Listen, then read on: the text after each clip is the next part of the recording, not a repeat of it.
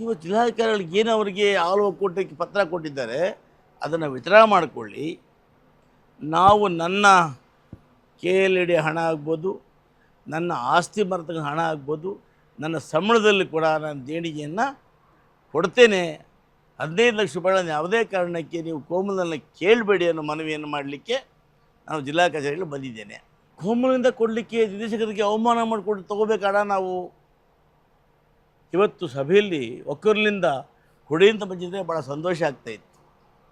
ಅಂಬೇಡ್ಕರ್ ಪುತ್ಥಳಿ ನಿರ್ಮಾಣ ಮಾಡಲಿಕ್ಕೆ ನಾವು ಭಿಕ್ಷೆ ಬೇಡ ತೊಗೋಬೇಕಾ, ಅದು ಕೂಡ ಅವತ್ತ ಹಂಚ್ಕೊಂಡು ತೊಗೋಬೇಕಾ? ಎಲ್ಲೋ ಅವ್ರ ಮಾತುಗಳನ್ನು ಕೇಳಿದಾಗ ಆ ಒಂದು ಮನಸ್ಥಿತಿ ಇದಕ್ಕೆ ಕೂಡ ಭಾಳ ನೋವುನ್ನುಂಟು ಮಾಡ್ತು. ಕೋಲಾರ ಹಾಲು ಒಕ್ಕೂಟದ ಅಧ್ಯಕ್ಷರು ಮತ್ತು ಮಾಲೂರಿನ ಶಾಸಕರಾಗಿರ್ತಕ್ಕಂಥ ಗೌರವಾನ್ವಿತ ಕೆ ವೈ ನಂಜೇಗೌಡರ ಅಧ್ಯಕ್ಷತೆಯಲ್ಲಿ ಈ ಒಂದು ಆಯವ್ಯಯ ಸಭೆಯ ನಡೀತಾ ಇತ್ತು.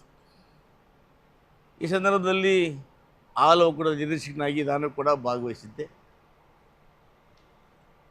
ಆ ಸಭೆಯಲ್ಲಿ ಕೋಲಾರ ಜಿಲ್ಲಾಧಿಕಾರಿಗಳಿಂದ ಕೋಲಾರ ಜಿಲ್ಲಾ ಕಚೇರಿಯ ಆವರಣದಲ್ಲಿ ಬಾಬಾ ಸಾಹೇಬ್ ಅಂಬೇಡ್ಕರ್ ಅವರ ಪುತ್ಥಳಿ ನಿರ್ಮಾಣ ಮಾಡಬೇಕು ಅಂಥೇಳಿ ಪ್ರಸ್ತಾಪವನ್ನು ಮಾಡಿ ಅದಕ್ಕೆ 15 ಲಕ್ಷ ರೂಪಾಯಿಗಳ ದೇಣಿಗೆ ಕೊಡಬೇಕು ಅನ್ನೋ ವಿಷಯ ಕೂಡ ಸಭೆಯಲ್ಲಿ ಮಂಡನೆ ಆಯಿತು. ಆ ಸಮಯದಲ್ಲಿ ಮುಳಬಾಗಿಲಿನ ನಿರ್ದೇಶಕರಾಗಿರ್ತಕ್ಕಂಥ ಕಾಡೇಳ್ ನಾಗರಾಜ್ ಅವರು ಹೃದಯ ರೋಗ ಮತ್ತು ಹೃದಯ ಶಸ್ತ್ರಚಿಕಿತ್ಸೆ, ವ್ಯಾಸ್ಕುಲರ್ ಶಸ್ತ್ರಚಿಕಿತ್ಸೆ, ಸಮಗ್ರ ಹೃದಯ ಆರೈಕೆ ಸೇವೆಗಳಿಗಾಗಿ ನಿಮ್ಮ ವಿಶ್ವಾಸಾರ್ಹ RL Jalappa Narayana heart centre, STUMC campus, Tamaka, Kolar. 180030090309. ಎಲ್ಲ ಕಡೆ ಹಣ ಕೇಳ್ತಾರೆ, ಇಡ್ತೀವಿ ಅಂತ ಕೊಡೋಕ್ಕಾಗುತ್ತಾ, ಕೊಡೋಕೆ ಬರೋದಿಲ್ಲ ಅನ್ನೋ ಮಾತನ್ನು ಅವರು ಪ್ರಸ್ತಾಪ ಮಾಡಿದರು. ಇದಾದ ನಂತರ ಮಾಲೂರು ನಿರ್ದೇಶಕರಾಗಿರ್ತಕ್ಕಂಥ ಗೌರವ ಶ್ರೀನಿವಾಸ್ ಅವರು ಅಂಬೇಡ್ಕರ್ ಪುತ್ಥಳಿ ಇಡೋದು ಕೂಡ ದೇಣಿಗೆ ಕೊಡಬೇಕಾ, ನಾವು ದೇಣಿಗೆ ಕೊಟ್ಟು ಅಂಬೇಡ್ಕರ್ ಪುತ್ಥಳಿ ಇಡಬೇಕಾ ಅಂತೇಳಿ ಅವಹೇಳನಕಾರಿಯಾಗಿ ಮಾತಾಡಿದರು. ಇದನ್ನು ಕಂಡಾಗ ಅವರ ಅಧ್ಯಕ್ಷರಾಗಿರ್ತಕ್ಕ ನಂಜೇಗೌಡರು 15 ಲಕ್ಷ ಎಲ್ಲ ಕೊಡೋಕ್ಕೆ ಬರೋದಿಲ್ಲ, 10 ಲಕ್ಷ ಆದರೆ ನೋಡ್ಬೋದು ಅನ್ನೋ ಮಾತನ್ನು ಅವರು ಹೇಳಿದರು.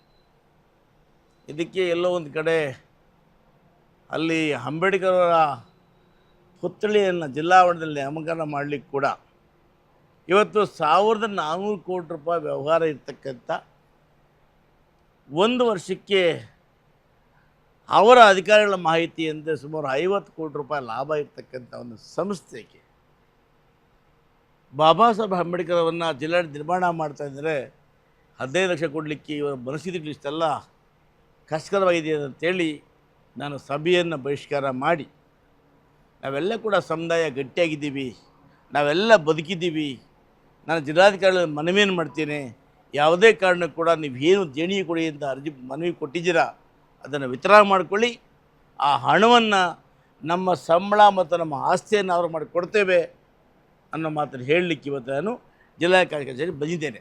ಜಿಲ್ಲೆ ಕೊಡಬೇಕಾಗಿರೋದು ಅಂಬೇಡ್ಕರ್ ಅಂತವರ ಪುತ್ಥಳಿ ಕೊಡಬೇಕಾಗಿರೋದಕ್ಕೆ ಆಕ್ಷೇಪಣೆ ಹಾಕಿ ಅಂತ ಹೇಳೋ ನೋವಾಯಿತು.